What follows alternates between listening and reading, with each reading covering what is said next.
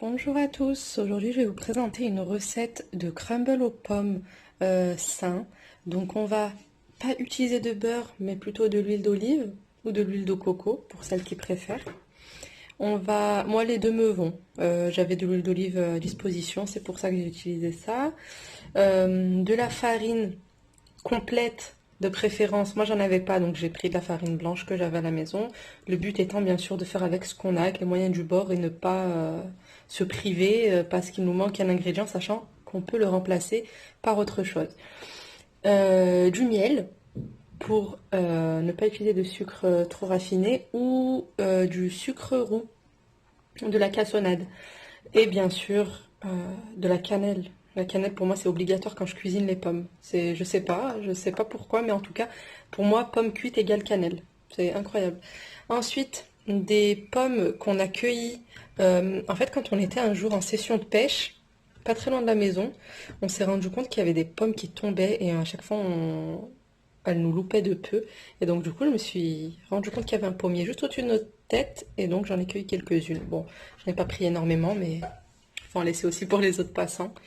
Et donc, voilà, un économe. Et puis, je me suis fait cette acquisition ce matin.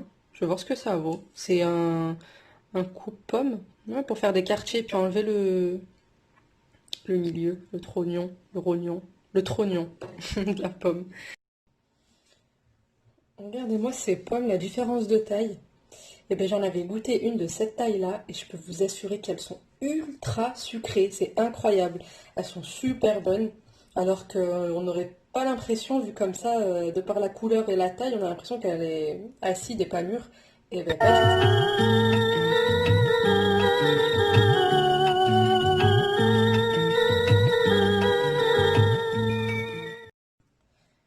Alors voilà, j'ai coupé mes pommes en petits morceaux. Je les fais finalement à la main, ça va plus vite. Et puis ça, mais comment vous dire, c'est d'une nullité rarement égalée. C'est pas possible, c'est inutile, ça sert à rien, je vous le recommande pas du tout, je vous le conseille pas. À moins que vous en trouviez un avec des lames enfin, tranchantes, parce que là c'est du plastique et ça sert à rien, enfin nul, franchement nul. Donc ce que je vais faire, c'est que je vais faire fondre mes pommes, les faire revenir un peu dans une poêle avec une cuillère à soupe d'huile d'olive. Et là, j'ai mis 2 cuillères à café de cannelle. Donc, je vais en prendre une. Je vais prélever une petite cuillère à café ici pour les pommes. Et je laisserai la seconde partie pour le crumble. Et donc, voilà, on va s'occuper des pommes. Et puis, je vous retrouve juste après.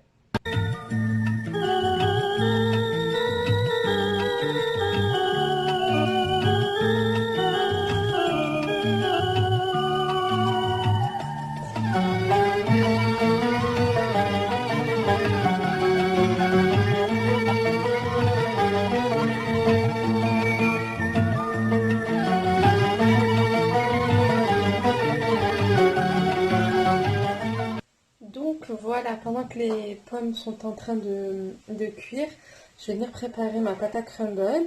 Donc, ça va être tout simple. Farine. Alors, au niveau des doses, franchement, je fais ça à l'œil, hein. Enfin, il y a rien de plus simple, j'ai envie de dire. Si c'est trop dur, j'ajoute un peu d'huile. Et si c'est trop liquide, j'ajoute un peu de farine. Bon, j'essaie de ne pas ajouter de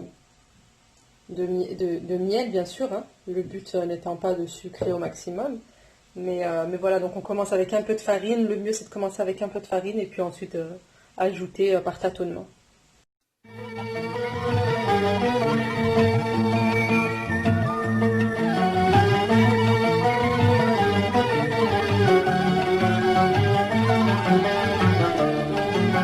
Donc voilà les filles, la consistance que ça a. Vous voyez, ça fait vraiment sablé. La couleur, elle est comme ça. C'est la cannelle, en fait.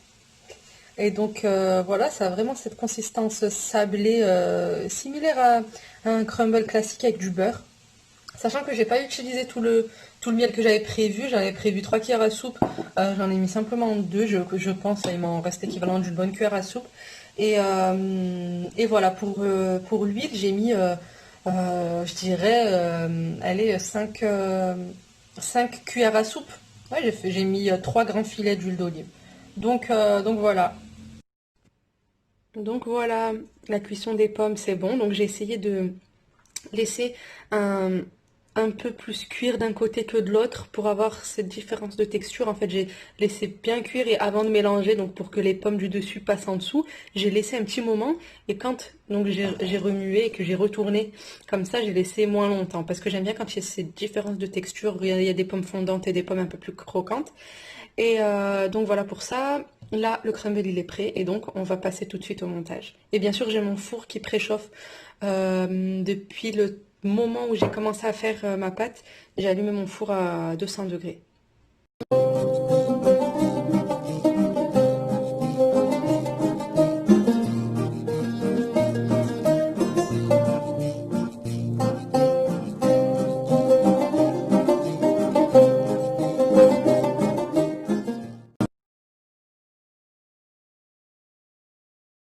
Et maintenant, ça va aller au four pendant 10 minutes à 180 degrés. Donc voici les filles. Voilà, donc le crumble est bien croustillant. Oui, donc j'ai laissé à peu près 10 minutes. Je tiens à préciser quand même qu'il n'y a rien de mieux que de croquer dans une pomme ou dans un fruit plutôt que de le travailler comme ça, le faire cuire ou le laver, le couper, etc. On perd vachement, on perd un peu en vitamines. Donc voilà, si vous voulez l'apport complet et le plus intéressant en vitamines, minéraux, oligo-éléments, etc., je vous conseille bien sûr de consommer le fruit tel quel, sans le transformer. Mais bon, comme on est tous des êtres humains ici et qu'on a tous nos faiblesses et qu'on a tous une petite part de gourmandise, en tout cas si vous êtes comme moi, c'est une bonne alternative aux cookies, aux brownies, aux tartines de Nutella.